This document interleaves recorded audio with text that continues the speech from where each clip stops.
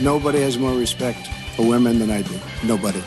Hillary Clinton wants to abolish it, believe me. She wants to abolish our Second Amendment. I think they didn't deny it. I don't think anybody denied it. Other presidents did not call. They'd write letters, and some presidents didn't do anything. Many people have come out and said I'm right. You really do have to ask yourself, where does it stop? Hello and welcome to Fallacious Trump, the podcast where we use the insane ramblings of a fascist foghorn to explain logical fallacies. I'm your host, Jim. And I'm your other host, Mark. A logical fallacy is an error in reasoning that results in bad or invalid arguments. And the logical fallacy we're looking at this week is the Broken Clock Fallacy. The fascist foghorn makes me think of Foghorn Leghorn.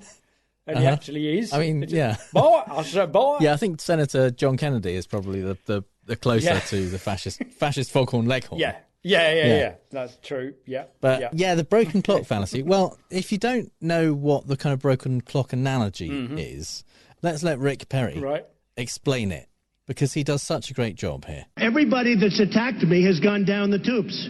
Yeah, Perry attacked me. Now he's getting out of the race. He was at 4 or 5%. Now he's getting out of the race. He was at 0. And joining me now, former Texas Governor Rick Perry. Governor, do you want to make news today on The Real Story? Is Donald Trump right? Are you getting out of the race? You know, a broken clock is right once a day. So, the bottom line is I'm still here and I'm still working. So apparently Rick Perry does not know the broken clock analogy. Well, if it's on 24-hour time, then maybe then it's right once a day. But even then, what he was saying was, no, Trump isn't right when he says I'm out of the race. Yeah. So in a way, he's saying he's getting the broken clock thing wrong, and then saying, and this isn't one of the times he's right. Well, because according to him, there's 23 other and 59. No, 23 times 60 plus 59 times when he's right, and this isn't one of them. Yeah. So people generally use it to mean that even a broken clock is right twice a day, because if the clock stops at 12:15 noon, then at 12:15 midnight, it also appears to say the right time. Yeah. But just because it's correct on those two occasions doesn't mean you can rely on that thing or that person. Yeah. And so this fallacy is when someone is right, usually for the wrong reasons, or based on no evidence at all, or based on kind of an insane theory or whatever. Right. And then claim that because they were right, you should now trust what they say. You know, you should credit them with, see them as a reliable source because they were right that one time. Yeah. That's a sign that they're quite prescient and trustworthy and ought to be relied upon for anything else they're going to say from now on.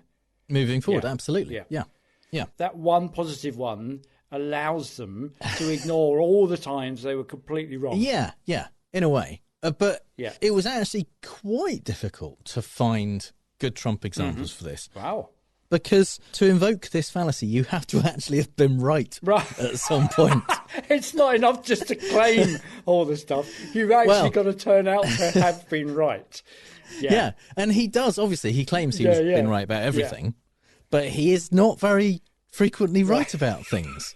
So not often can he look back and go, see, I was right about that thing, and actually have been right about it. That surely doesn't stand in his way, because he would just lie about it. Oh, no. He absolutely. In fact, our first example is a statement that he put out on his own website.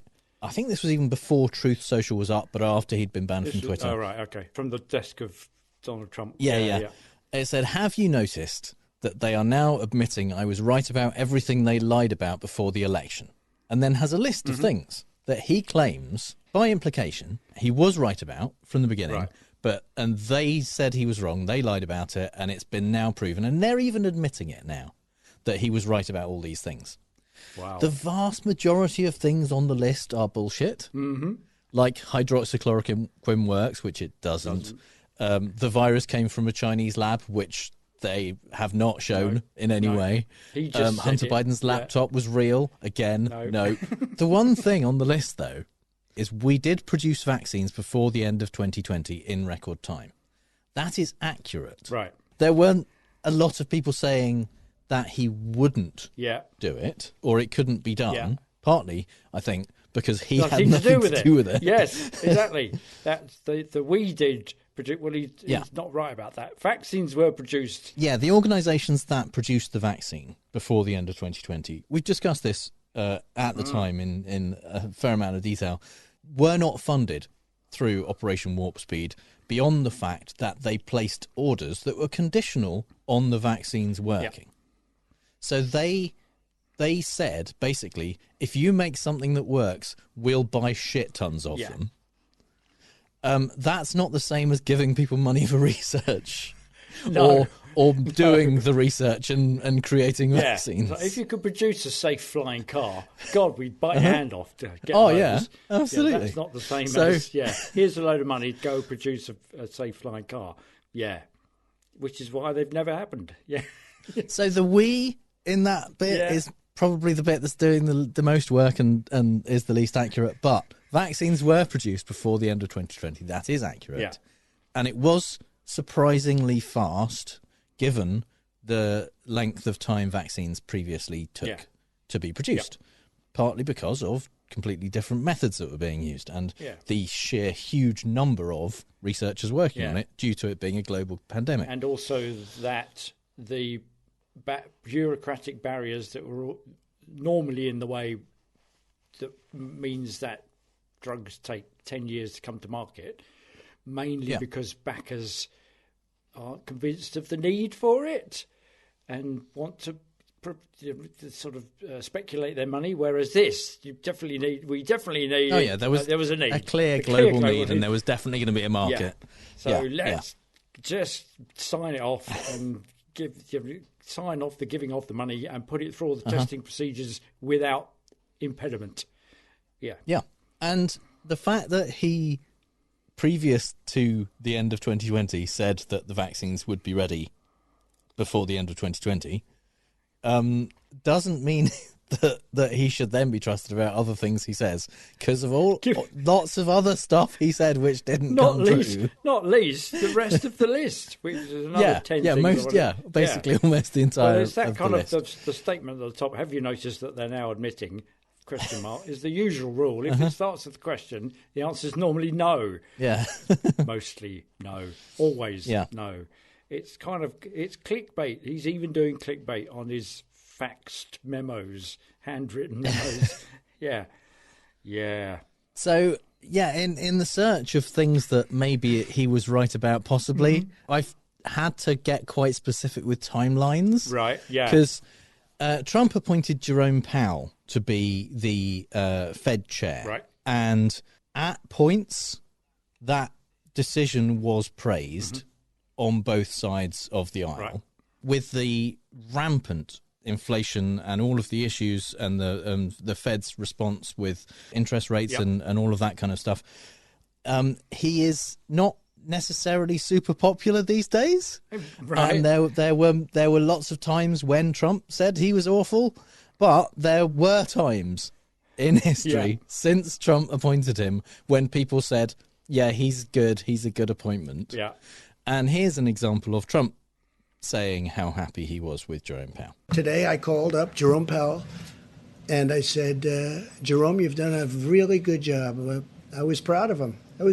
That took courage. And ultimately you're going to see the fruits. Now, he's not finished. I mean, he's got other arrows in the quiver, or whatever they say. I will tell you, he's got plenty of arrows. But no, I'm very happy with the job he did. So there's a reason why Trump appointed Jerome Powell. Yeah. Or rather, there's a reason why he didn't reappoint Janet Yellen, who was the previous Fed chair. Right. And the reason was not because he was so much more suitable for the role or like had lots more experience or, super qualified compared to her. It was that she was 5'3". And Trump didn't think that was tall enough to be a good Fed chair. Wow.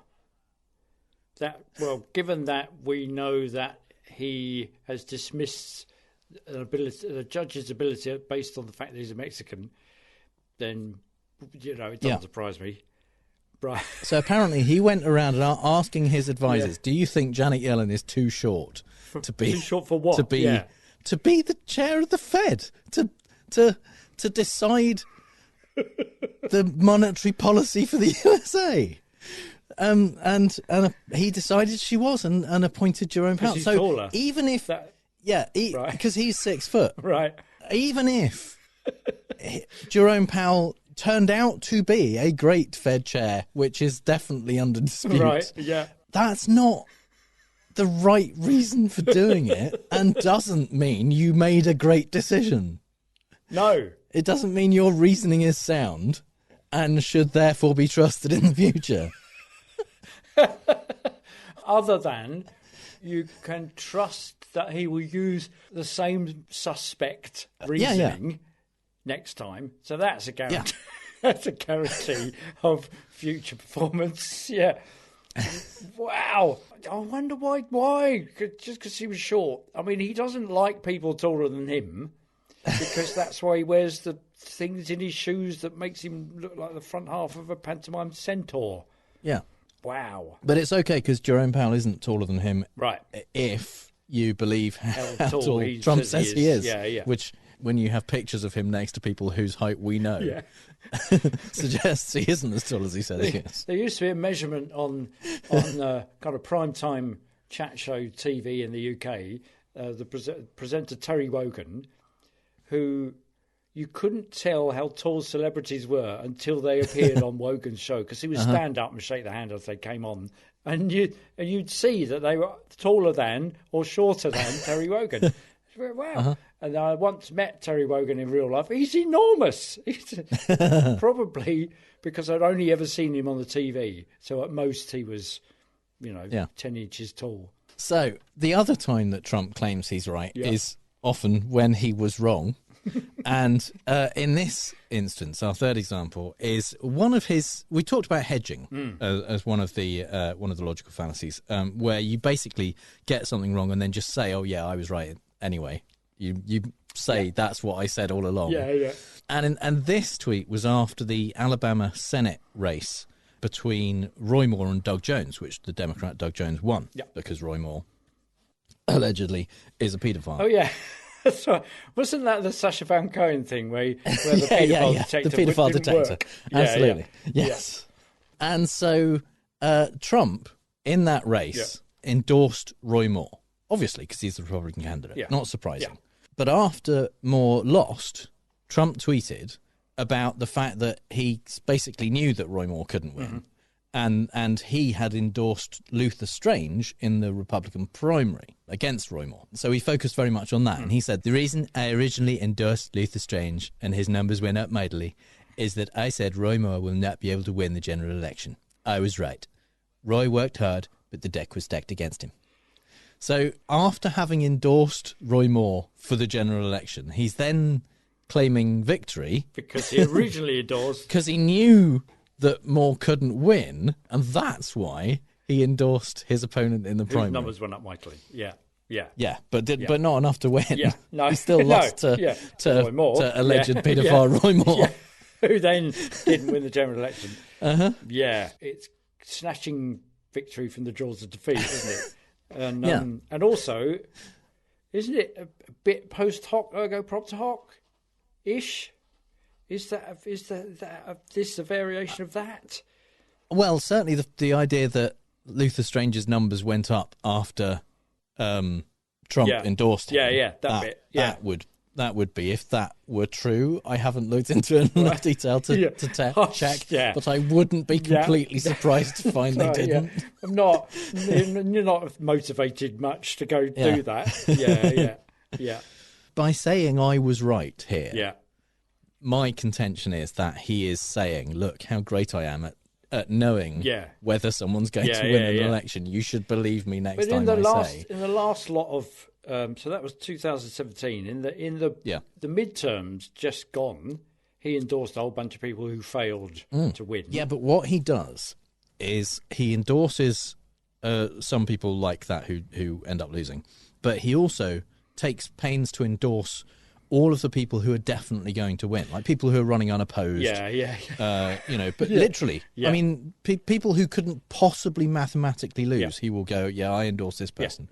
And then he gets to claim that as a victory. So after the midterms, he was saying, "Oh, I was like 220 for 260 or something like that," because he put so many endorsements out there for people who would absolutely Not certain fail. to win. Yeah.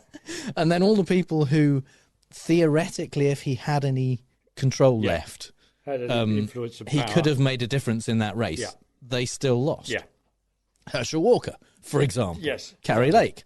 People who were very Trumpy. Yeah. And he was like, yes, this person would be great. You should definitely vote for them. And they still lost. So, yeah, that's what happens is he stacks the deck. Yeah. and then says, see, I totally won. Just look at this one. Yeah. So it's almost a bit like the sharpshooter fallacy as well, wasn't it? So in that respect, he will just fire things at everybody and then just point at the ones that show that he is prescient and ought to be paid attention to. So we'll just point at those ones. And in doing so, that's the entirety of his propaganda, isn't it? Just look at the things I'm right about, or that the whole of 116 fallacies that we've looked at that he uses just to prove that he's right come into play, and don't look at the times that he's wrong. Mustn't do that because the right ones outweigh those, because things where I'm right are worth a lot more than things where I'm wrong. It's like the Jonathan Swan interview. You can't look at those numbers. You can't. Yeah, you can't do that. No, you have to look at these numbers. Look at the ones that chart. show that, right, even though I've drawn on them with a crayon. Yes. And now is the time, I think, for Mark's British politics corner. So I'm going to cheat a little bit and return to what we were considering in the last episode, Sunak's 5 pledges, and one of them being inflation being halved. You'll notice when he first says it that there's no time scale. He's just going to halve inflation. And the reason I'm putting this in is because, mark my words, I will be right. It seems to be a blatant future broken clock fallacy in the making. 5 promises. We will halve inflation, grow the economy, reduce debt, cut waiting lists, and stop the boats. There they are. That's government policy for you. And they're all those kind of open-ended people's priorities, apparently. Well, they're his, and he's just called them people's priorities. But they're the kind of unverifiable things that, and here comes the future broken clock fallacy, they can then claim to have been right about. Because if it happens in whatever timescale that they've not defined, they will then point to it and say, you see, we did it, and we were prescient in the rightness of our claim, and you can't prove it wasn't as a result of what we did, and therefore you can trust us in the upcoming general election, which is what it's all about. But the Guardian of the 18th of January, so yesterday, pointed out Jeremy Hunt, who's the Chancellor, so he's happy alongside Sunak, claiming government actions are bringing down inflation because yesterday, or was it today? Yesterday, inflation in the UK dropped by 0.2%. Fab, so it's about 10.7 now. So, and he's saying all our actions will bring down and are bringing down inflation. However, he doesn't take any responsibility for it going up, like Liz Truss blowing a £64 billion hole in the economy when she and Kwasi Kwarteng spooked the markets. The energy price cap not being managed, didn't do that. Windfall taxes on energy suppliers, immense profits, not happening. But when it goes up, counter to what they want to be able to claim, they blame that on global factors, things outside of their control. Yeah, absolutely. And short of it just constantly going up forever, at some point it's probably going to come down a bit, and then they can say, see, we did it. Exactly. And so they're being very... And so this is what he said. So the inflation has dropped, but not a lot. Not a lot. And, but although it's dropped, there's no room for deviation from their first avowed intent. And here's Jeremy Hunt saying so. There is no room for any deviation from our central objective of the year, which is to halve inflation so that we deal with the anger, for example, of public sector workers who are seeing their pay eroded. We deal with the pressure that pensioners are seeing when they're doing their weekly shop, the pressure on businesses, worried sometimes about their viability. This has to be our central mission, and that's why the Prime Minister has nailed his colours to the mast and said we are going to halve inflation over the next year. So over the next year, so is that from now or within the next year? So is that a year from January, like end of the tax year, so could always go up to April 2024. Anyway, what's interesting is that it gives the government the reason also to turn down bigger pay increases in the public sector or the offer of tax cuts or higher government spending. They can all be turned down because falsely they claim that will affect inflation. But at the same time, they're saying we need to get to inflation because that will placate the anger of the poorly paid public sector. Well, no, as we know from Mick Lynch last time, problem with low-paid people if they haven't got enough money. So that's nothing to do with inflation. Inflation is halved. Things are still going up. They're just not going up as much. So the reason I'm calling this a broken clock fallacy is that they have nothing to do with it, but will claim it as their victory. See, I told you so, we were right, it's all down to us, when it's not the government's job. It's a bit like Trump saying, we brought in the vaccines. He's saying we will halve inflation. Well, they won't. It's not the government's job. They have no direct control over inflation.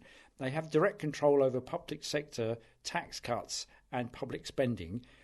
So they will claim that if we up those, it will up inflation. It won't, but they claim it. So halving it will mean it will go down to 5.4%, which is more than 2% more than what the government asked the Bank of England to get it to.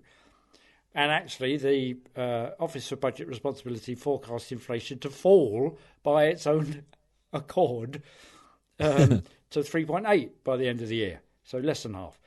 And it's to do with the major things that are driving up inflation are the energy prices and the energy cap. So the things that Hunt's party, Sunak's party, did to make inflation go up, they've said, oh no, nothing to do with us. But they didn't intervene when the energy price cap went way up.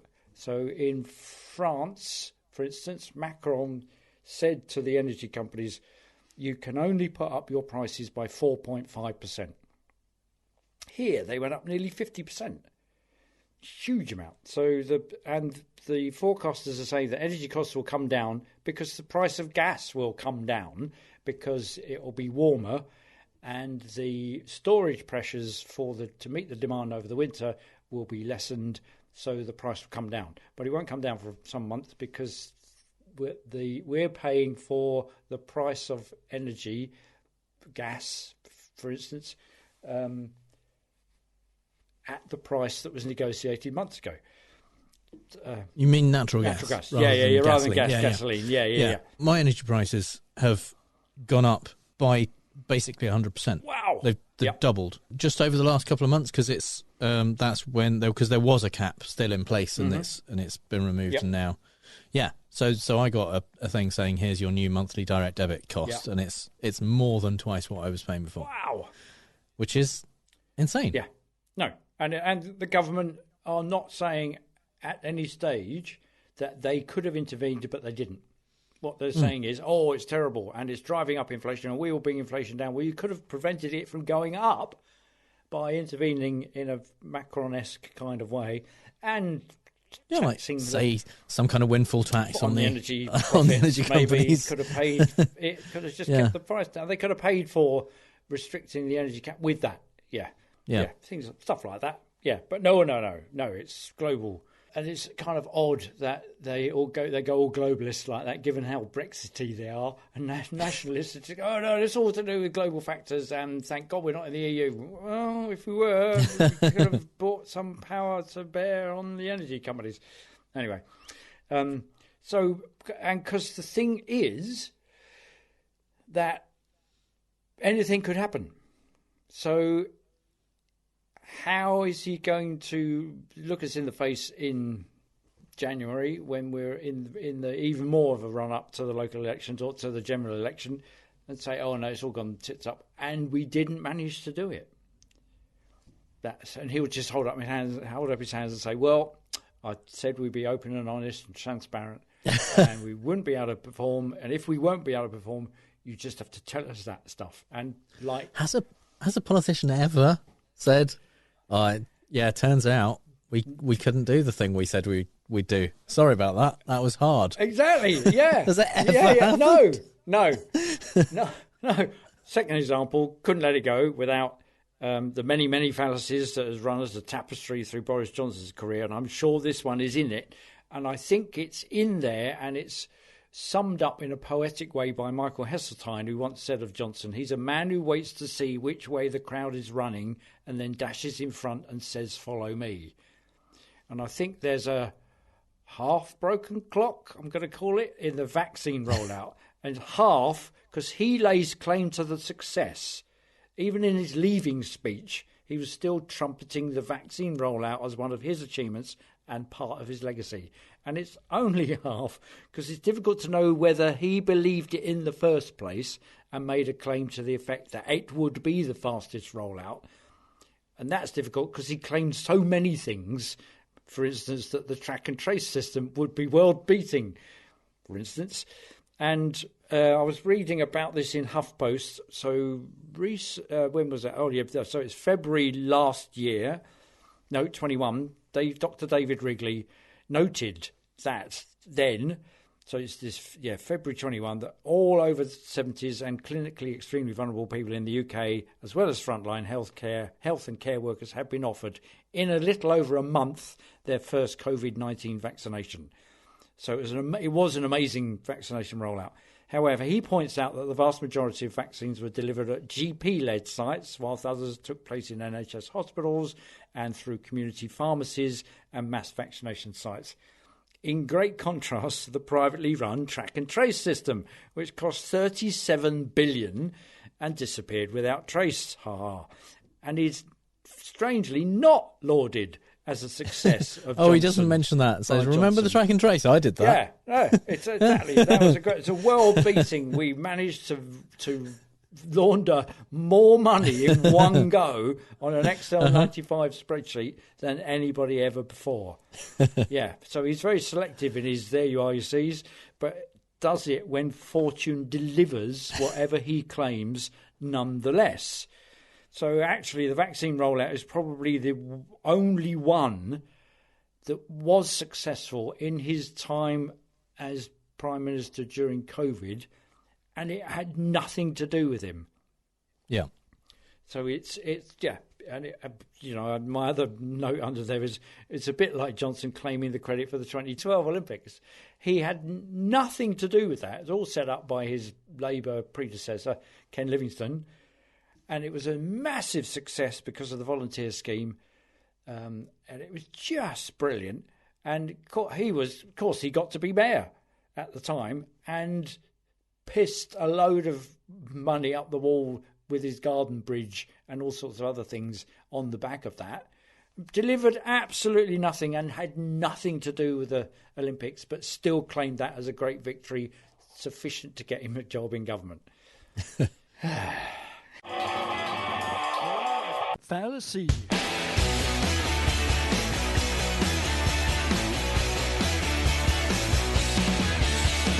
Yeah, I was right all along. Yeah, not my fault if I'm wrong. Exhibit A, what you say needs more pay, I just throw it in your face. Exhibit B, fallacy, vote for me, I'll put you back in your place.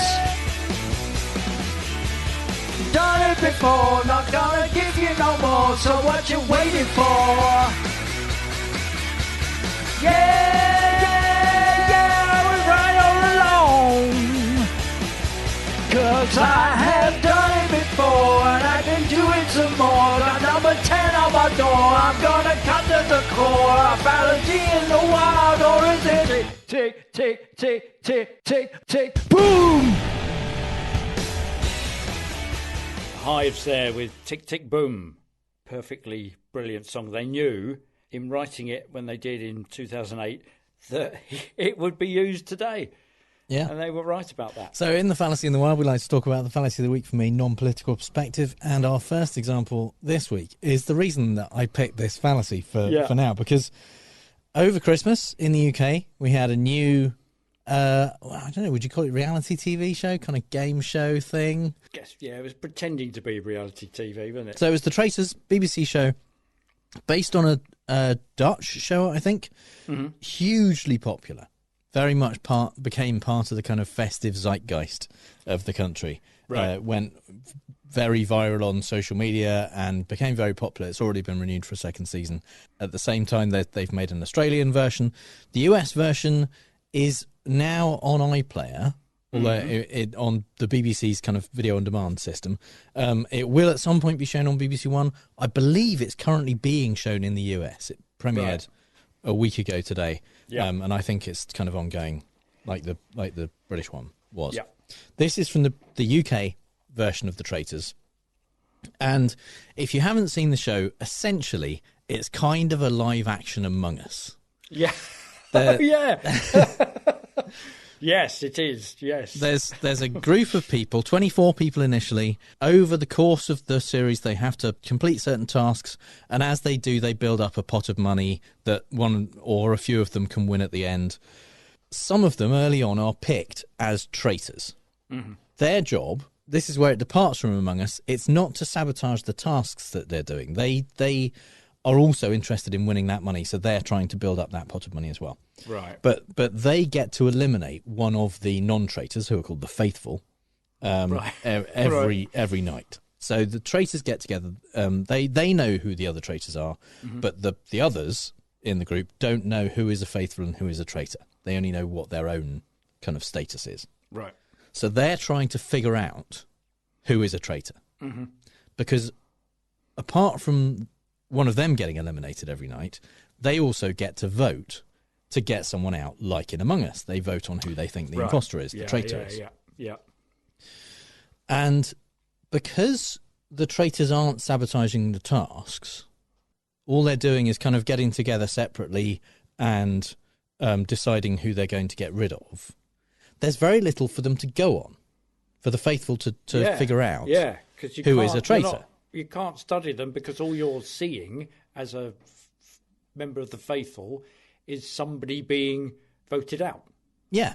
So they're kind of watching everyone and they're seeing everyone work together to try and build up the money pot and all that kind of stuff over the course of the day. And you know, every morning they see who has been got rid of, and they kind of look around at body language and try and figure out if people's reactions are appropriate and all this kind of stuff, which is essentially an exercise in guessing. Yeah. They really don't have anything to go on. And I absolutely loved it because as a student of psychology and of logical fallacies, there are such a lot of fallacies flying around. Yeah. And they are utterly convinced that they have got the right person based on nothing, based on no evidence whatsoever. Right. And when it turns out, when they do their vote and the person says, "Hey, I'm not a traitor," and they get rid of them, they're shocked that they could have possibly got it wrong, despite the fact that they didn't really have any evidence to make their assumption that they made. Yeah. So that was really very entertaining in that respect, is watching people just be completely confident when they say, "Oh, I am 100% confident you're Faithful," when they're speaking to a traitor, and vice versa. Now, there was one person in the UK version called Maddie who had a theory early on. Right. Because when they did a banishment, when they were voting for who to get rid of, pretty much everyone voted for one person, Nikki. Right. But one guy didn't think Nikki was a traitor, so voted for someone else. He voted for Imran. And Maddie noted that and thought, well, that's suspicious for some reason. No particular reason why it would be suspicious, and decided that the reason he voted for Imran was to throw everyone off the scent because he knew that the person they were voting for wasn't a traitor. So he thought, well, I'll look good by voting for this different person, which is not true. That isn't. He was a faithful, this guy who she he voted for. targeted. Yeah. And basically she was completely wrong. So here she is explaining the following night why this is her thought process and what other decision this has led her to. The first thing, everyone voted Nikki, and Nikki was a faithful, apart from Aaron voted Imran, right? They knew who the faithful was, so they wanted to appear good. So they thought, let me vote for the person that's like someone else, because they know Nikki is a faithful. So he voted Imran, so I was immediately like, Aaron is a traitor from that. The next day, a few of us voted Aaron, and we nearly got him out, but as we were going round, Wilf voted Aaron. Aaron then runs out of the room because a traitor has backstabbed another traitor.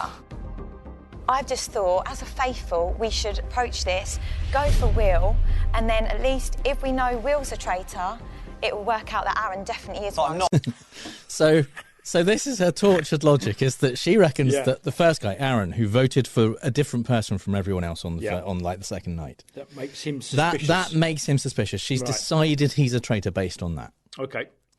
Yeah. The following night, his name gets thrown around a bit, and another guy called Will votes for Aaron as a traitor. There's a lot of people voting for Aaron, not quite enough to get rid of him. Yeah. But they're in this little Scottish castle. They're all kind of cut off from reality. They're all becoming friends, and then they're feeling betrayed by people, and the tensions are high and stuff. Everyone's a bit emotional. It's a little bit over the top. And Aaron has a bit of a panic attack. He gets very emotional about the fact that everyone is assuming he's a traitor when he isn't. And nothing he can say can dissuade them. Yeah, so when lots of people vote for him, he gets a bit upset, has to leave the room for a minute. Maddie decides that it was Will voting for Aaron that triggered this, and the only possible reason must be that they're both traitors. Yeah, and it's giving it away, and now, and he's left the room because he can't believe he's giving it away.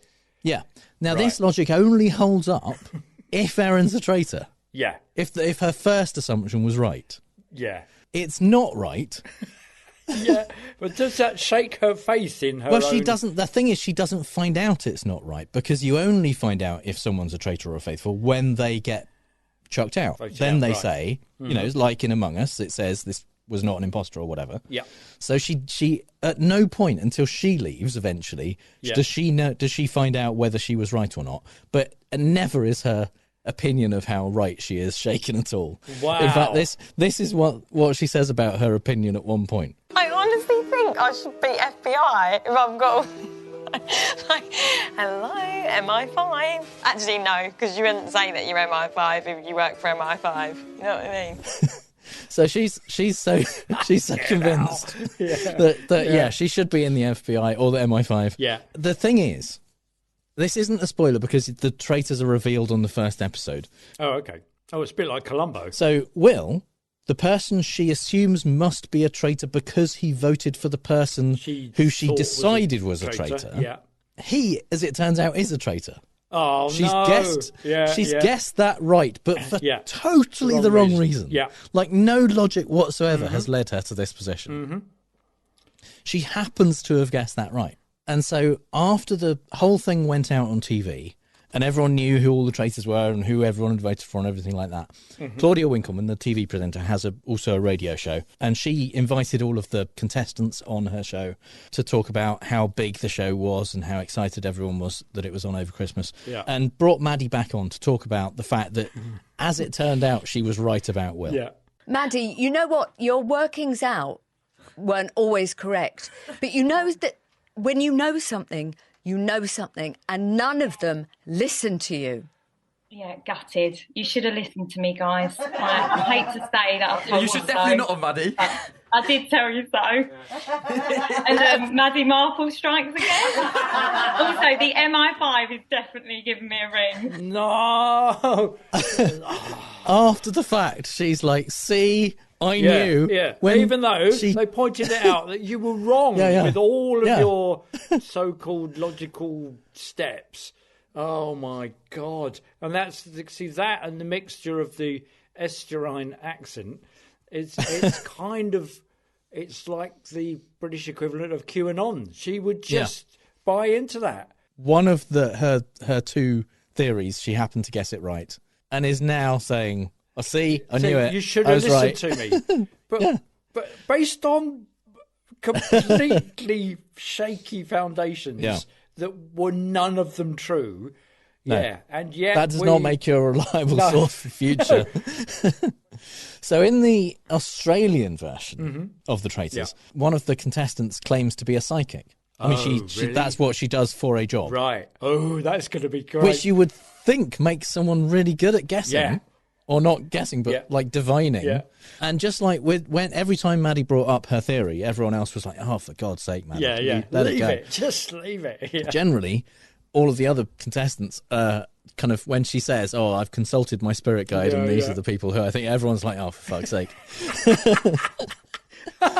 Has she turned out to be right? Well, she guesses 4 names. Right. She doesn't get. She says, "I've consulted, with the people on the other side," and this is these 4 people are traitors. That this is it. 100%. These 4 people. She guesses 2 of them right. Oh no! She's just as confident about the 2 that are wrong. Yeah. But of course that doesn't. Yeah. Well, there's a bit like Maddie who was saying, "You see, you should have listened to me all along." Yeah, but you were wrong. Absolutely, you're wrong about one of them. Yeah. Back to that whole thing of, if you're right, then that erases all the other wrong times, doesn't it? Up till then, which kind of leads into the same. You could see the motivation behind the gambler's fallacy, because you fail, you win. You go, right, well, we'll keep going then. There's a guy in there who says at one point, with every faithful that we eliminate that gets kind of lost from the game, Maddie gets more and more right. Which, again, not how that works. No, she doesn't. No, she's still wrong. It goes back to 0. Yeah. And I think in the very first or second episodes, when they turn out to be wrong because they've just guessed, the person says, "Oh, I'm a faithful," and they're like, one person says, "How can all of us have got it so wrong?" And I'm like, this, because you all based it on nothing. Because you just jumped on the bandwagon of one person who had a mad theory. How come we all got it so wrong? Yeah, it's very entertaining in terms of just watching people reason badly and then absolutely go with their bad reasoning. Yeah, and then be weeks. Completely and utterly convinced by it, and then completely distraught and flummoxed by the fact that it doesn't turn out that way, rather than just thinking, "Oh yeah, I was either going to be right or wrong." Yeah, yeah. The confidence with which they're wrong is amazing. It's so great. So yeah.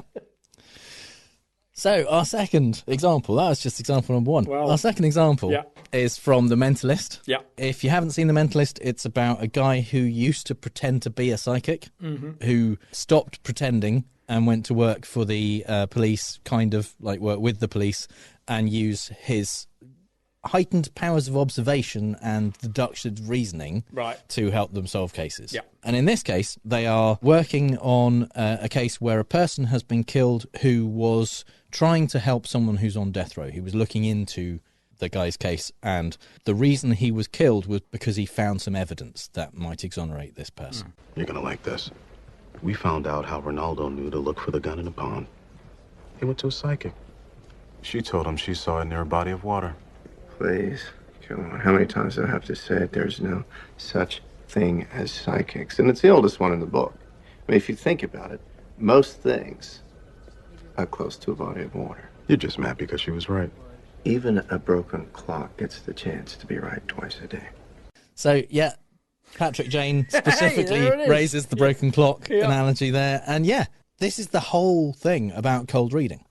Yeah. Is that you say things that sound like they are quite specific, but actually apply to a lot of cases or a lot of people.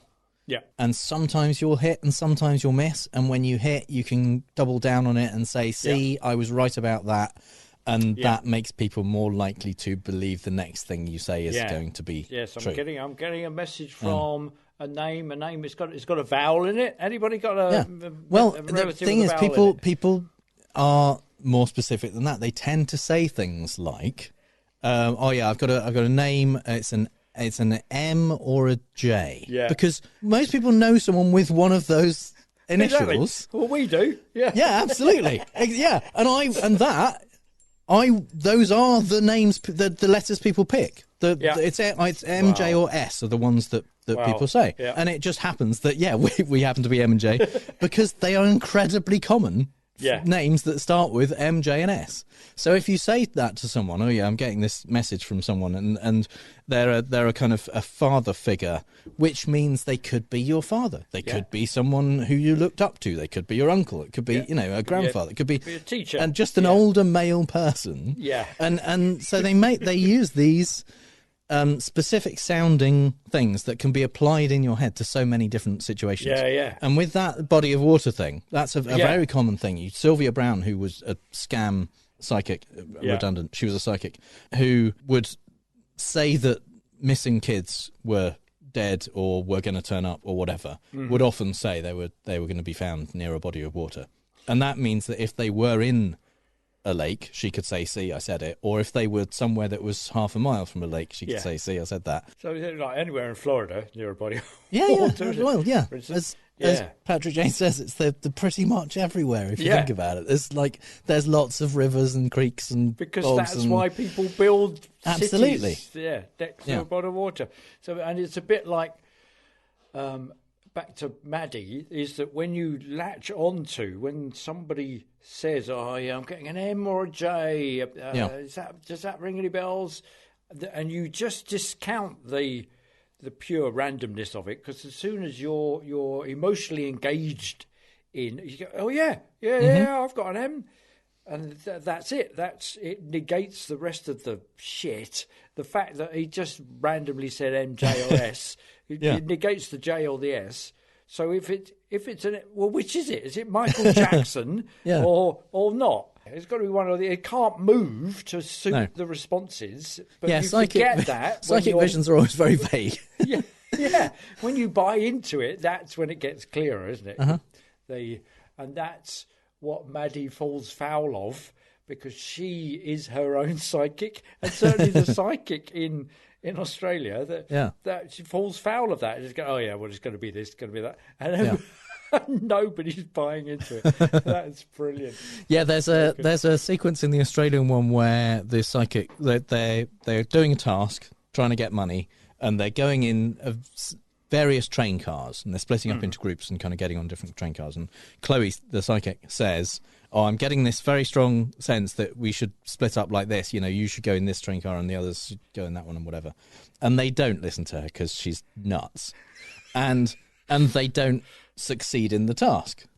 And then, so afterwards, of course, she can say, "Well, you see, if we'd done it the way I'd said, we would have unprovable." Absolutely, beyond counterfactual fallacy. Yes, exactly. Beyond the no thing. So you can you can maintain the higher ground. Yeah, it proves her ability. Somehow. Yeah.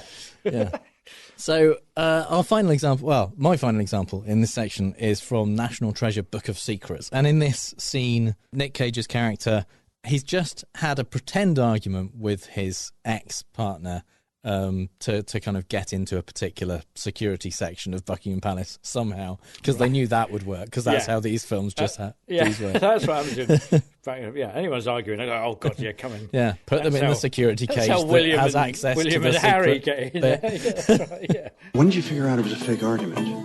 When did you figure out I was really arguing during the fake argument? Right in the middle there, the part where I always assume that I'm right. Riley, get us out of here, which I don't get. Because if I turn out to be right after I assume that I'm right, then I'm correct, yes? When you get to a conclusion without asking and you happen to be right, you got lucky. I get lucky a lot. So, essentially what they were arguing about kind of is that he makes decisions for both of them, or he used to, without really asking her whether it was what she wanted or not. Yeah, and it turns out to be the right decision. If it turns out that it was what she wanted, she's still pissed off that he didn't ask her, which is reasonable. So his argument is, well, I was right, so it's fine. It doesn't, the method I took to get to the right answer isn't important, because the important thing is I was right about it. Yeah. And she rightly points out that when you get to the right answer without having done the actual correct process, you've just got lucky. Yeah. Yeah. That's And not that's not a reason to keep doing that. That's just that's what reminded me of my contribution to this bit fallacy in the wild bit. The YouTube I follow on a YouTube channel, Vice Grip Garage, which is basically this guy who lives in Tennessee now, and he goes around the state rescuing abandoned cars. He does his crazy stuff. Well, he'll fly there, and the episode opens. He's standing by a car that's half buried in the floor behind some trees. I said, I just bought this sight unseen, and now I'm going to drive it 400 miles home.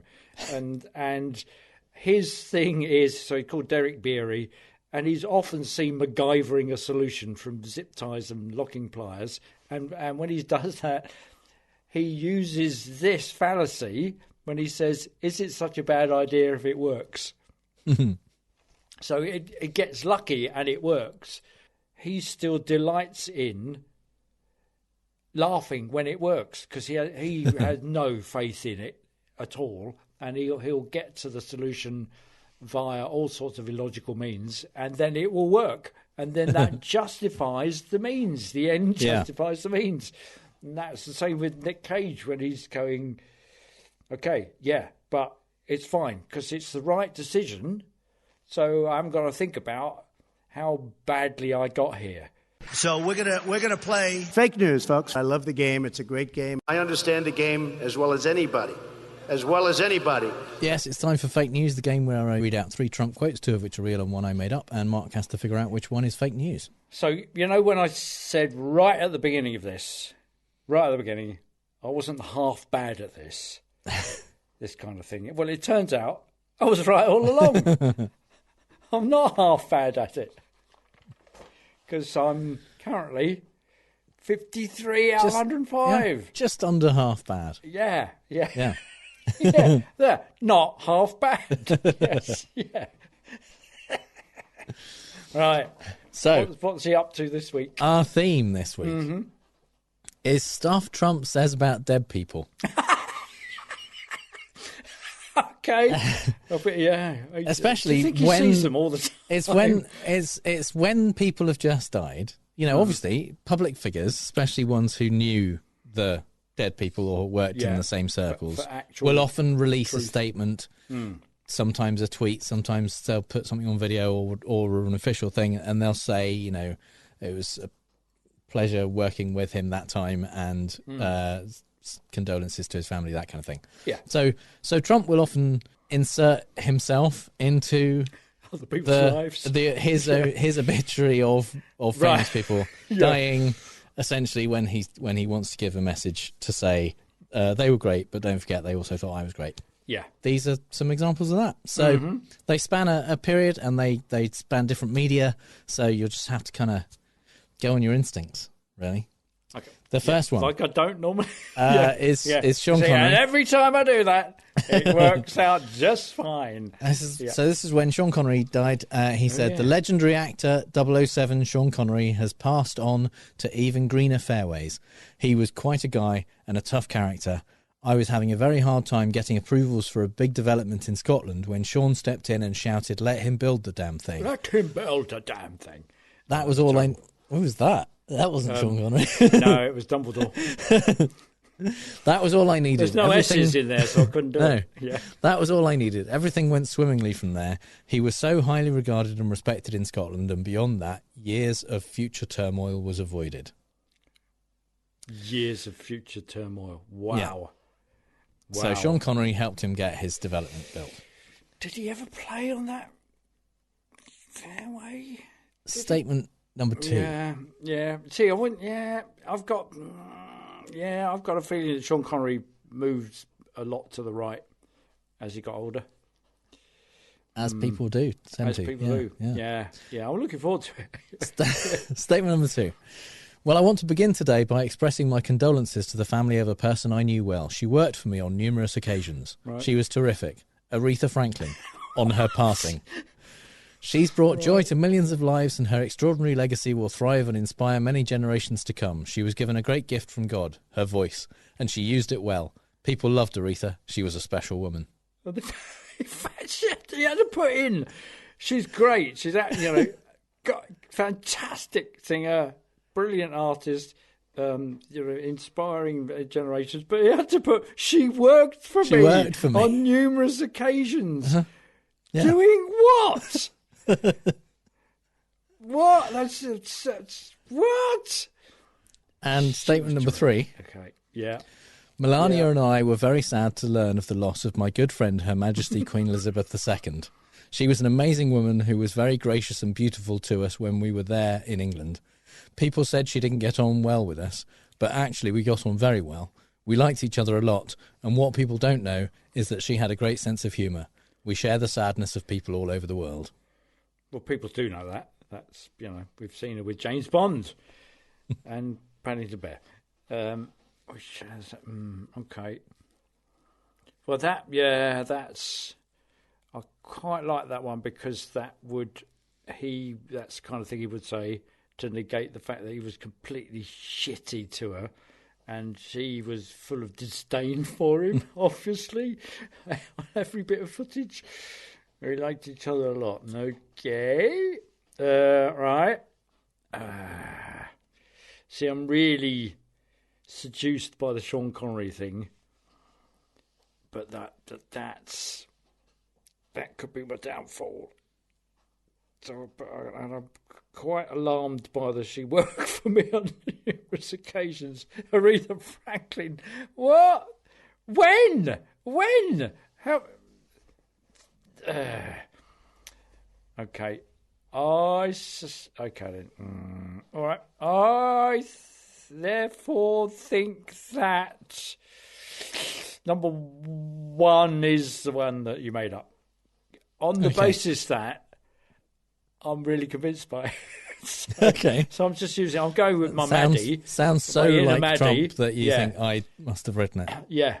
Okay. Yeah. Yeah. But I suspect it's true. Anyway, okay, yeah.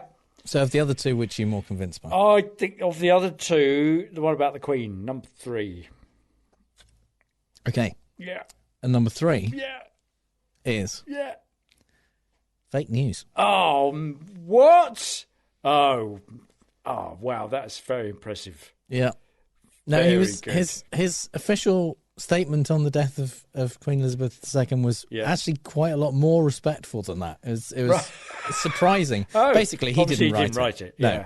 Yeah. So no, he didn't. He didn't talk about how she actually thought he was great in any way. And just said she was. Well, I'm amazed that he allowed his staff writers to get away with that. Yeah. Wow. So. Oh, that is very that's good. Even the gracious and beautiful to us. Just so Trump. Very good. Oh, blimey! I've not been convinced by one of yours for a long time. So wow. That means that that number 1, Sean Connery. Was real. Was real. Yeah, that was I couldn't have found I wasn't. Yeah. Yeah. I didn't want the other ones to be. So that was a pair of tweets that he sent after Sean Connery died. He did say has passed on, spelling past incorrectly, as I did in my. Yes. Yeah.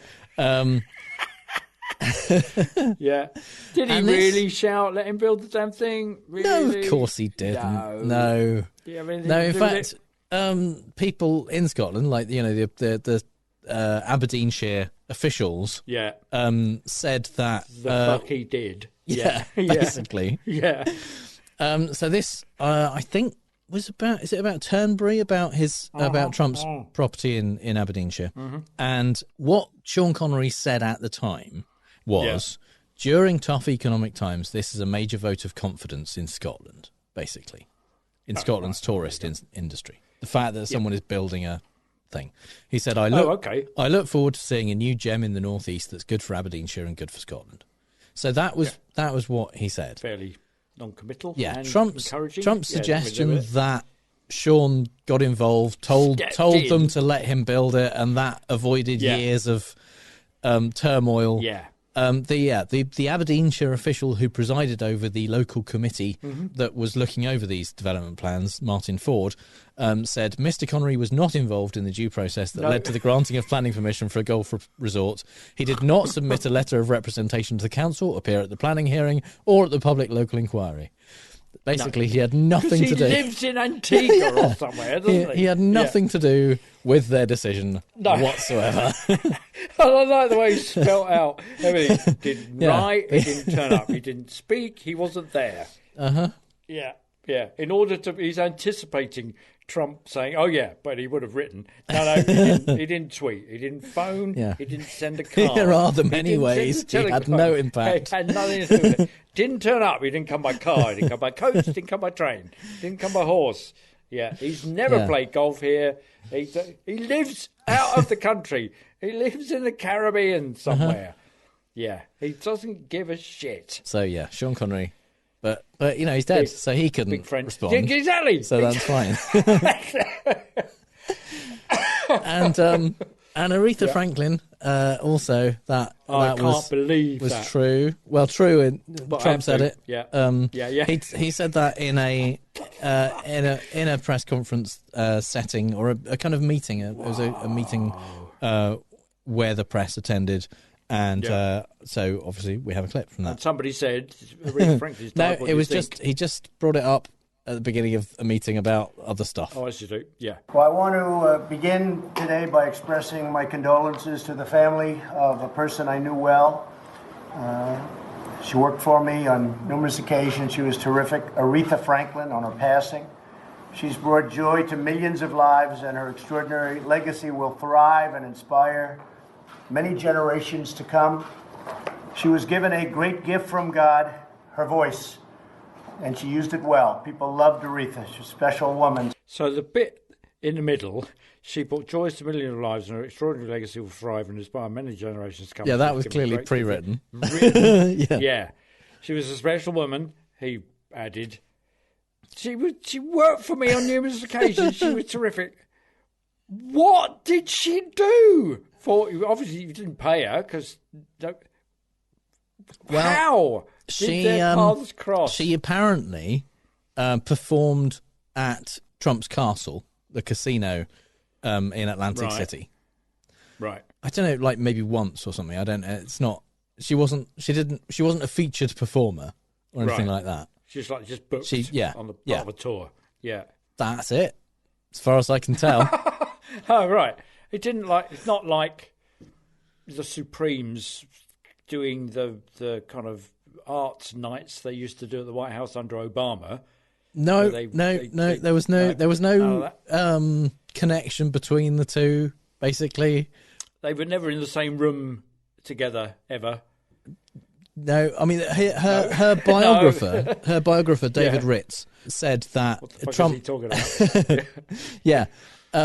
He said a great artist is gone. It's just sad that he has to go there and attach her to himself. He's claiming that there's some type of bond, although I'm certain there was none. Her great allegiance was to the Democratic Party. She was a huge Obama supporter. She thought of herself as a Democrat and was vocal, obviously, as an activist in the civil rights movement. Yeah. So, yeah. All the things which are anathema to the Republicans. Yeah. Yeah, but in 1988, she performed at the Castle. Because it was just on the tour. Yeah. That's it. So, oh man, so that means I'm. I was, enjoying the fact that Aretha Franklin was real, but I've lost. Yeah, you have. That's so you're back now to exactly 50% because it's 53 out of 106. You say I'm not half. You're bad. not half. You are half. Well, you're half bad. Also bad. not half bad. Yeah. I'm half good at this. Yeah. Nobody focuses on that enough. Yeah.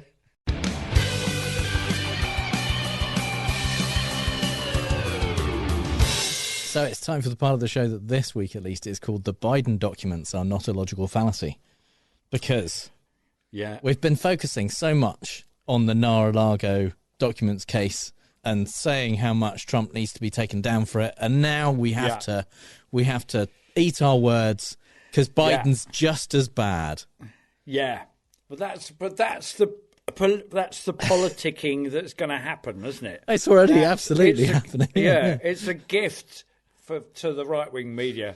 It's it's an absolute gift.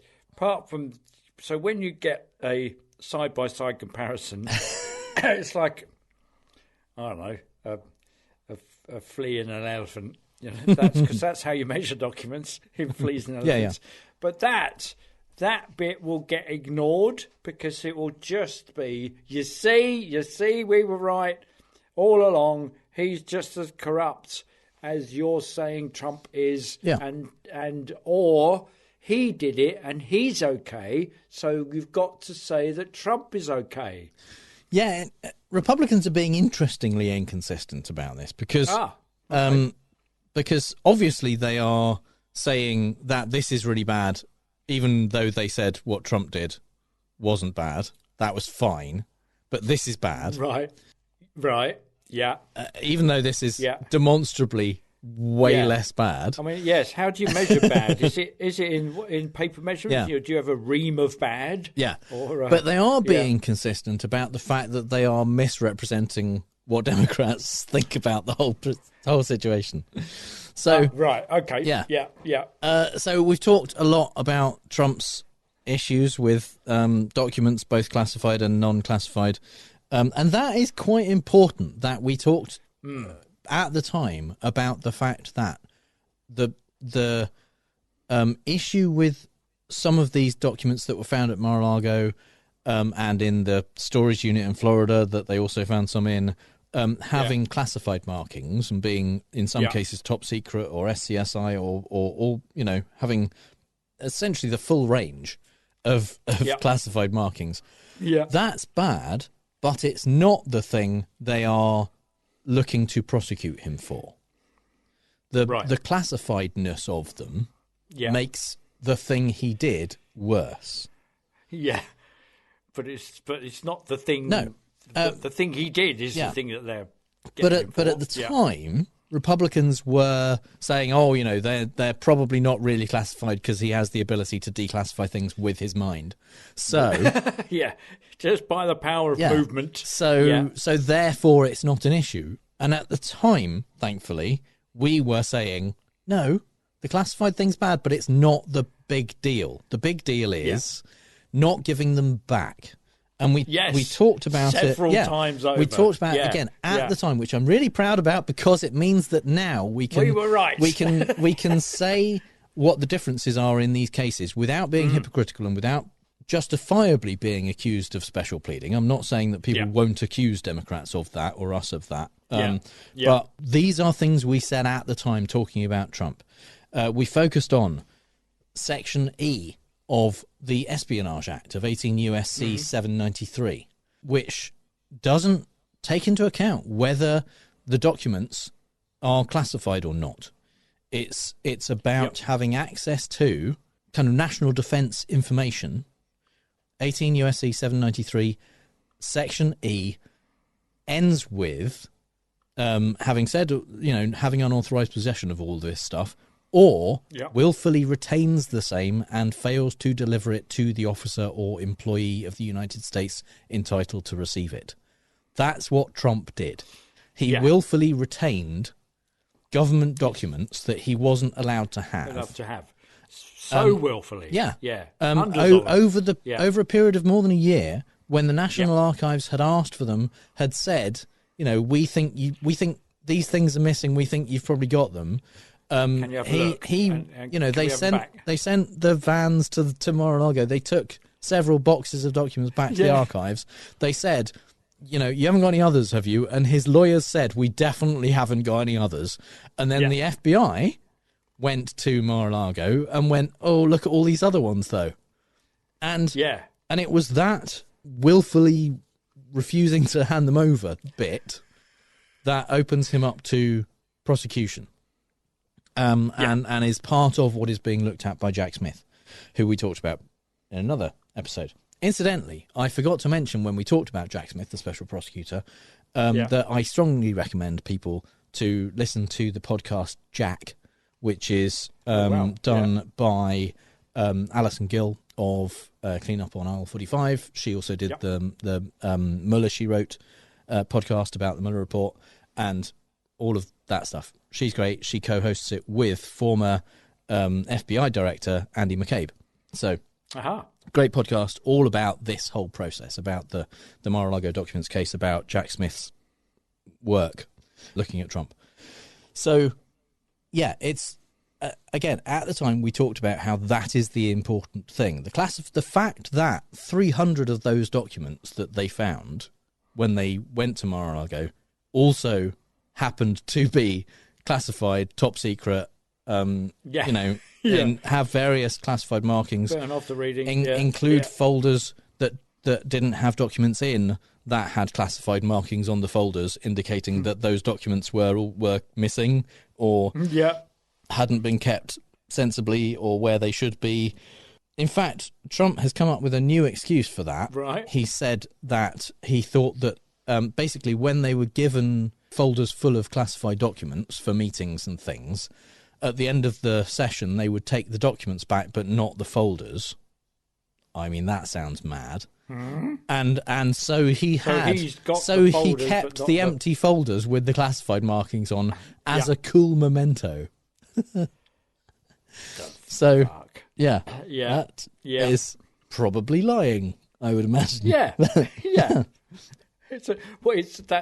What are we going to say about this? For the missing. Where are the missing documents? It's that moment when you open your envelope of tax receipts and there are no tax receipts in there. What do you tell the tax man? But the envelope is a cool memento of the fact that you did your taxes. Exactly. Yeah. So I've got that, but that's not going to pay your money. Yeah. So the fact that 300 of the documents were classified in various levels makes the fact that he had them and wouldn't give them back much worse. Yeah. And the fact that they were not then properly stored, because we know that they were intermingled with his own personal documents and his passports and other stuff in the drawers of his office at Mar-a-Lago and in Melania's closet and in all over the place. That makes it worse.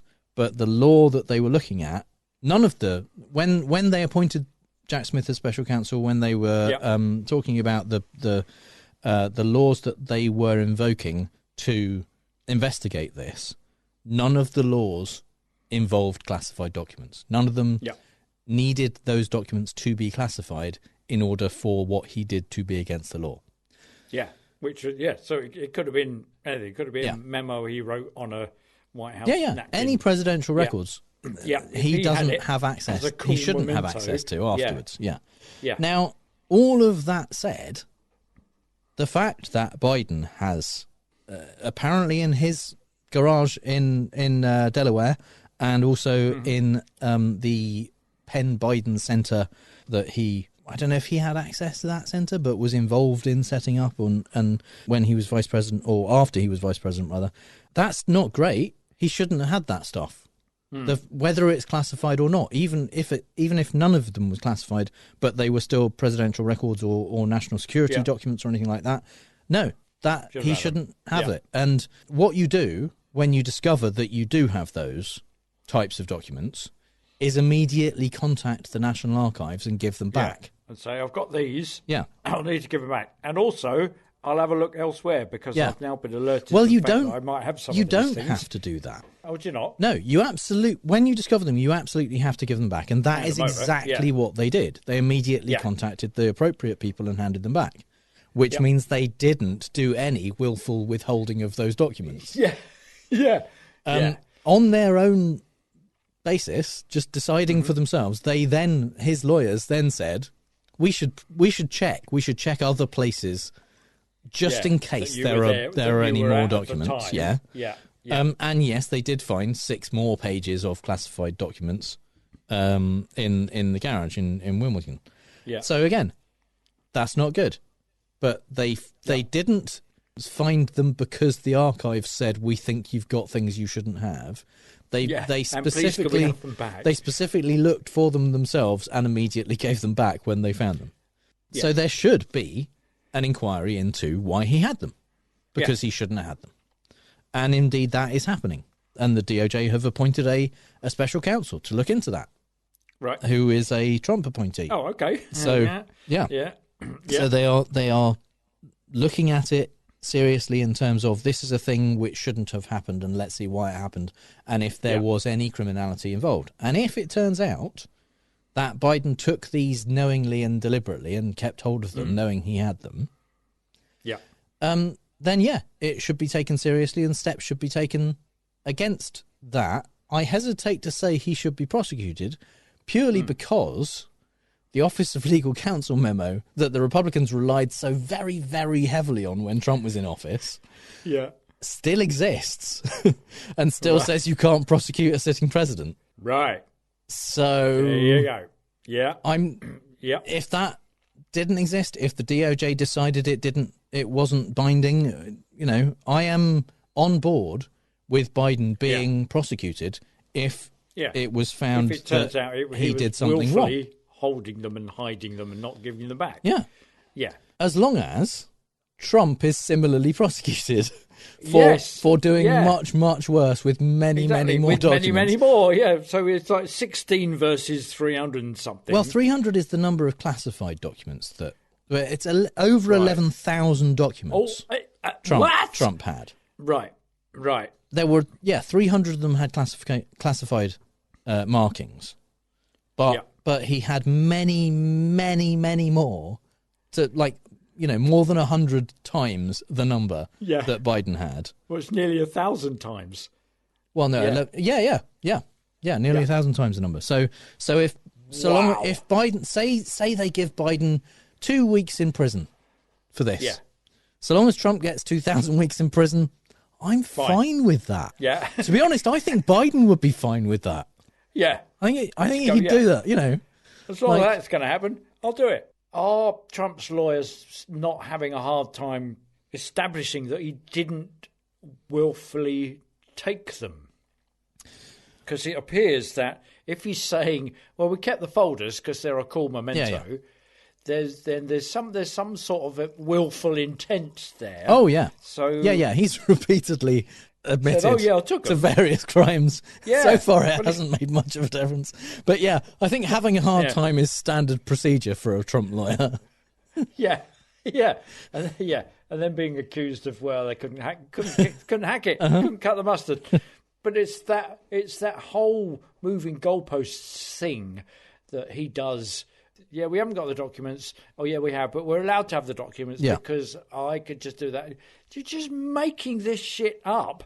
And Biden did to the National Archives didn't say to Joe Biden, "There's 16 bits of paper missing from your time as vice president. Have you got them?" He said, "Oh, we found these. Yeah, we should give them to you." And I went, "Okay, great, thanks." Yeah.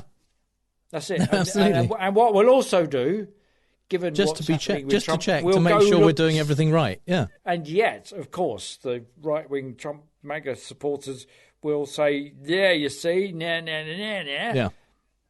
But they're comparing apples and oranges. Yeah. Apples and They're comparing about 10 apples with 11,000 oranges. Yeah.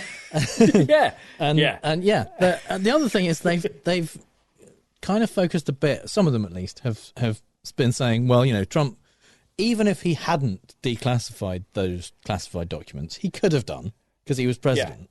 Yeah. So, and he said that he had this kind of standard thing where when documents left the White House, even the Oval Office, they were automatically declassified, which incidentally would then hold true for Biden's documents also.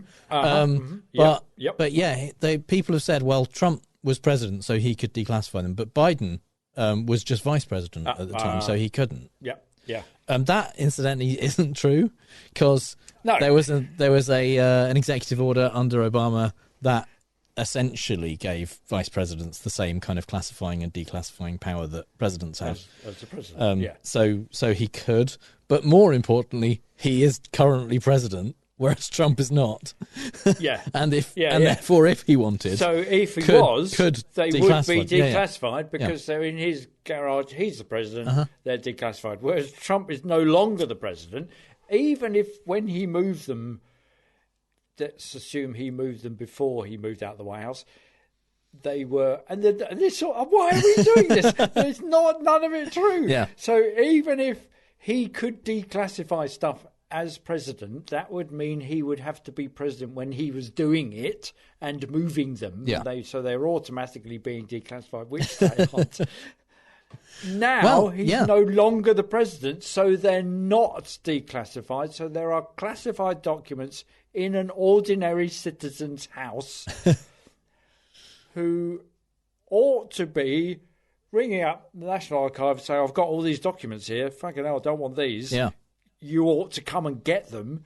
But no, what he says is, I don't have them. And then when they say, yes, you do, he says, I'm not giving them back. Yeah. Yeah. And I mean, the reason we are talking about the hypotheticals is because while Republicans have a tendency to, and are in this case specifically doing so, just say, well, this is the same. Yes, just again, glossing over everything talking else. about the nuance is important. And we're trying to do it in a way where it's not like, oh, yeah, but it's okay when our guy does it. We're trying to point out. No, it's still, there's still aspects of it that are bad. Yeah. The aspects of it that at the time when we were talking about Trump doing it, those don't apply in this case. They just aren't there. That's not the stuff he's being considered for prosecution for. No. Yeah. There's an interesting thing. The Opening Arguments podcast talked about this in some detail, as you might expect.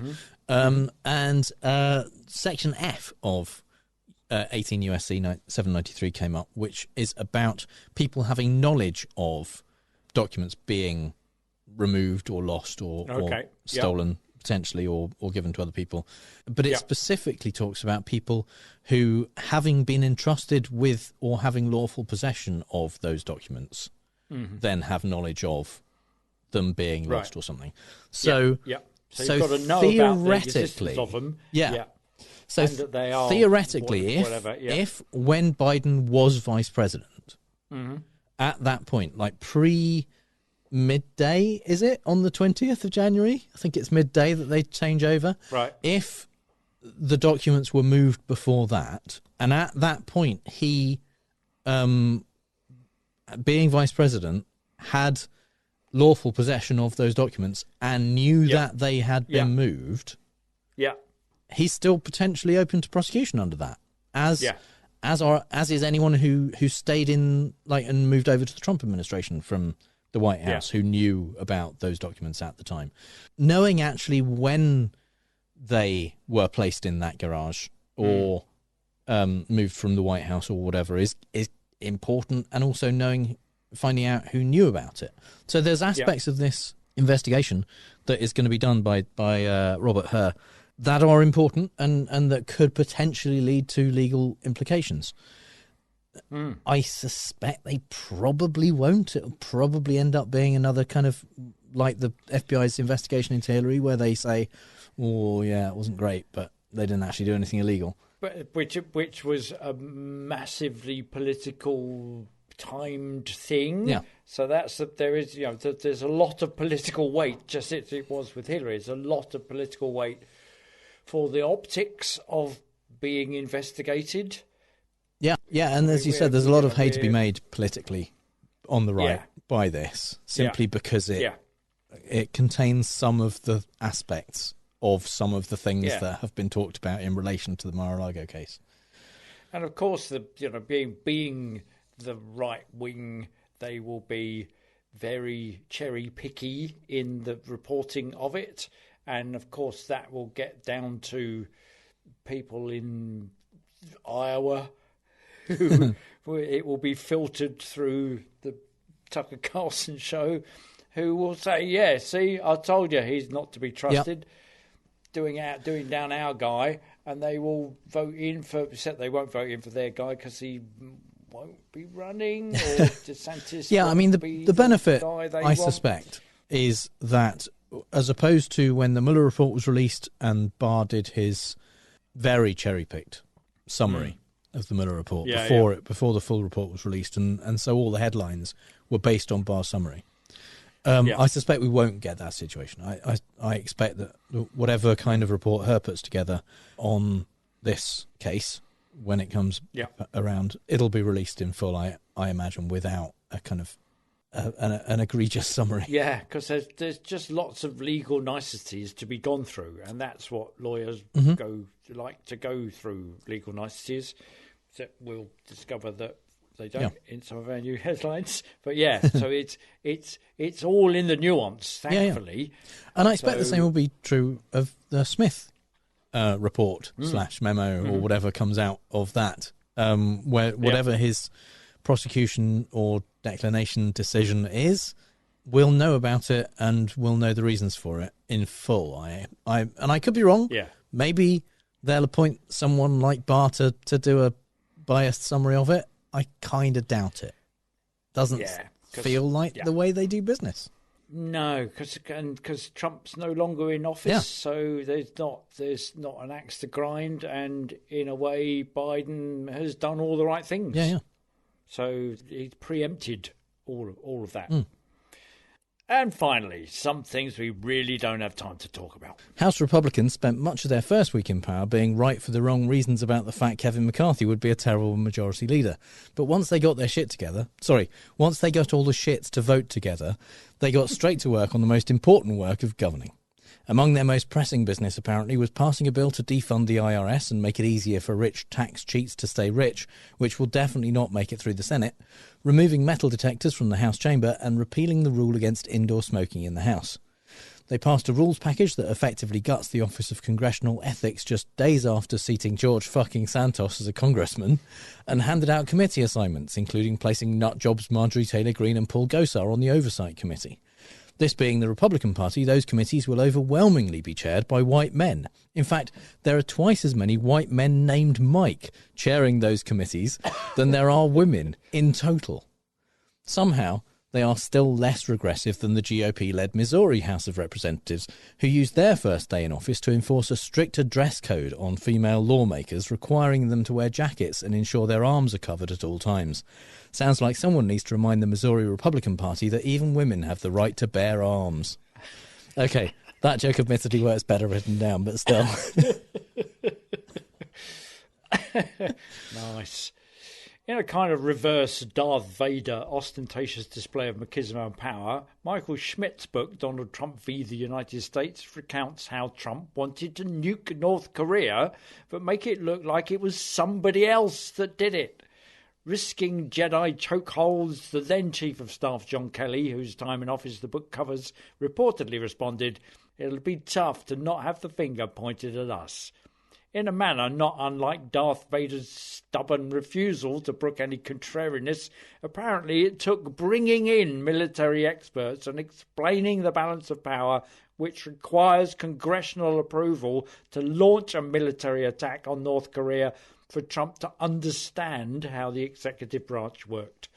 Trump, of course, was baffled and annoyed by the entire process, and the mention of the loss of innocent lives apparently had no impact on him.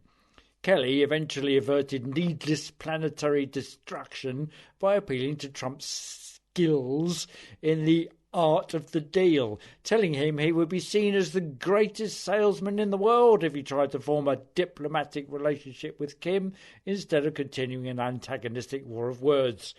Props then to Kelly, the most flawed person Trump ever met, according to Trump, for knowing the flaws of the orange from the dark side, the pith lord, if you will, and in that simple ego-stroking act ensured our continued existence globally for a few more years.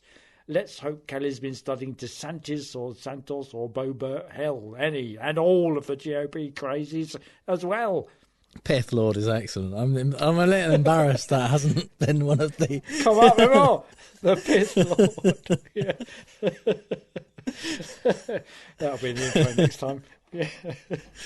Back in the early days of the podcast, all these headline slots tended to be US focused, but over time there were more crazy British stories we needed to cover, and at some point I just started writing Britpol in the final headline slot and let Mark do his thing. Similarly, don't be surprised if we have to set aside a regular space in this section for lies told by George Santos, because it's looking like there'll be a steady flow. For example, this week we learned about the shifting timeline of his 2020 bout of COVID, which he has claimed is nothing to worry about, but also that it put him in hospital unable to breathe and he was bedridden for 2 weeks, which he attributed to being immunocompromised from radiation to treat a brain tumour a couple of years before. Incidentally, nobody's been able to verify his claims of having had a brain tumour, and when a Washington Post reporter pointed out he appeared completely healthy when appearing on Fox Business 4 days into his supposed infection, he simply changed the dates he was ill, several times actually, eventually claiming he was first treated on March the 5th, which would have made his one of the first 11 cases in New York City. While Santos has largely gotten away with all the lies so far, there are a couple which maybe could take him down. Firstly, if we learned one thing from John Wick, it was you absolutely don't fuck with someone's dog. So the fact that Santos allegedly raised $3,000 to pay for the cancer treatment of a homeless veteran's service dog, but then kept the money for himself, might move the needle a bit. Although, let's face it, probably not with Republicans. For the GOP, the allegation that Santos used to be a drag queen in Brazil called Kitara Ravache is ironically the most likely thing that will take him down, since it's legal, perfectly fine, and not something he's previously lied about. I say previously because he went on Twitter today to call the claims categorically false, which, since it's him, is basically as good as confirming the story. Such an excellent name, isn't it? Kitara Ravache. That's great. And it, with ACHE on the end. Could be Kitara Ravake as well, couldn't it? Wow. In a kind of vindication of that list identifying the rise of fascist states meme that did the rounds when Trump got in, and then when Boris, and then Bolsonaro, and then Erdogan, and that guy in Poland. Okay, when does a meme become reality? Perhaps when it turns out that fake news, a term Trump once tried to lay claim to inventing, is ironically a near-direct translation of Lügenpresse, the derogatory term used by Nazis against the lying press. And the irony is because Trump is filing a lawsuit against CNN for defaming him and ultimately saying he's like Hitler in a perfectly justified reductio ad Hitlerum. The court filing goes on to attack CNN for repeatedly drawing comparisons between Trump's right-wing nationalist and anti-democratic MAGA movement and Adolf Hitler's right-wing nationalist and anti-democratic Nazi party. Trump's lawyers saying that being compared to Hitler in this manner causes, and did cause, reputational harm. To which one of them, of course, is the unposed question. Trump's lawyers go on to say CNN's statements seriously attempt to falsely state that the plaintiff intentionally used a Nazi-like propaganda technique to preserve his political power, without providing any evidence to the contrary, because, there's no case law requiring a plaintiff to plead facts that show why a false statement is in fact false, according to Trump's lawyers. Trump's lawyers also, in a non-Hitlerian kind of way, of course, argue that consequently now is the perfect time to peel back First Amendment protections for American journalists. Perhaps Hitler's mob were equally unable to do irony, if it's a right-wing thing. Herr Trump scheint das nicht ironisch zu finden that in filing the defamation lawsuit against CNN, he is also adopting the Nazi strategy of attacking journalists as liars, with the court papers claiming that Americans are split when asked if the media is actually an enemy of democracy. Poor old Donald can't stand the truth being found out, hey? Yeah, but he would look terrible with a combed-over blonde toothbrush moustache as well. I mean, more terrible. So it turns out gas stoves are second only to guns in their importance to conservative values. Weird we didn't know that already. I feel like I've literally never heard a Republican mention how much they love their gas stoves, or how America is a country founded on God, guns and gas stoves, or anything like that, until Biden's Consumer Product Safety Commission mentioned it might consider regulating them after a new study showed the air pollutants they produce are responsible for over an eighth of childhood asthma cases. At that point, once a government agency said they might take science into account, the right wing went nuts. Both Florida sex trafficker Matt Gaetz and former White House pill pusher Congressman Ronnie Jackson tweeted that they would have to pry their gas stoves from their cold, dead hands. And here's a fun thing. Remember that God, guns, gas stoves comment I made earlier as a joke?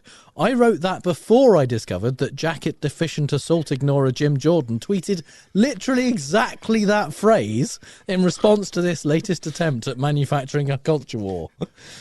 It's really not fair of them to do the things we make up in an attempt to satirise them. From their cold dead hands. That's brilliant. Something that would make your hands very hot from my cold dead hands. Yeah. Yeah. And you move them away in a lively fashion because they are so hot. In an hilariously matted web of intrigue, suing and counter-suing that the Daily Beast do their usual great job of reporting on, whilst at the same time making it no less complicated, the Finman Freedom Phone debacle folds in on itself like an origami made of Mobius strips. Remember the Freedom Phone, the summer of 21's big hit created by Bitcoin mogul Eric Finman, who promised customers a phone loaded with conservative apps and free from liberal Silicon Valley influence. Turns out it was an unbranded Chinese smartphone like the one I bought off TikTok for $80 the other day, rebranded and marked up to $500 to the delight of the likes of Candace Owens, who posted on Instagram, "I'm holding a freaking phone that is not controlled by Apple or Google." Such endorsements and Finman's viral video led to $4 million worth of sales. But payment processors handling the orders refused to hand the money over to Finman, apparently concerned that the phone was a scam. Prescient. Unable thus to buy them from China, Finman cut a deal with Utah-based company Clear Cellular to make the phones, and now, in recently posted court filings, Finman claims Clear Cellular missed deadlines, failed to unfreeze access to funds, such that Finman had to pay endorsers out of his own admittedly enormous pocket. And when phones arrived, they didn't work. Founder of Clear Cellular, Michael Proper, didn't help when he encouraged angry Freedom Phone customers to launch a class-action consumer fraud lawsuit against Finman. And when $400,000 of the money was unfrozen, Finman alleged that Proper blew $10,000 in a shopping spree at Costco buying video games and other electronics, whereas making $300 or more each time profit buying phones off Wish was okay. In return, Proper accused Finman of merely handing over a spreadsheet that he knocked up himself when Proper asked for the Freedom Phone accounts. Whilst it's unseemly, I suppose, to laugh at the business machinations of stupid rich right-wingers, it's the unwitting stupid right-wing punters who did or did not get a non-functioning cheap Uncle Sam Chinese cell phone brick for their $1,000 that I feel sorry for, because they are doubtless sometime in the not-too-distant future going to be voting one or other of Proper or Finman into office. In the grand tradition of the grand old party making up things to worry about, a Texas Republican has proposed a law requiring labelling of all food which contains or is manufactured with human fetal tissue, or if it was the product of research that used such tissue. Seems like this is a problem that could be solved by saying, OK, clicking your fingers and saying, it's done. All food that contains human fetal tissue is now labelled as such. Texas State Senator Bob Hall is convinced it's trickier than that, though. The statement released by his office reads in part, "Unfortunately, many Texans are unknowingly consuming products that either contain human fetal parts or were developed using human fetal parts," which is only accurate if you use consume incredibly broadly, since Hall also includes medicine in the proposed law, and there are some medicines that are developed with the use of cell lines from fetal kidney cells from the 1970s. Hall and co are clearly trying to make this sound like Democrat researchers are sprinkling aborted fetuses on your nachos and hiding it from you. But if this law passes, then hey, at least you'll know which brands have the fetus bits on and you can make an informed decision. Well, it's same old here in broken Brexit land. Hateful, sad, squashed, hairy, raisin-faced, three-time breacher of the MP's code of conduct, Tory MP Andrew Bridgen, has been suspended for likening the vaccine rollout to the Holocaust, as has another Tory councillor for saying Bridgen was right. They've, of course, both bleated about cancel culture since. Yes, some things you just do, as a moral imperative, have to cancel.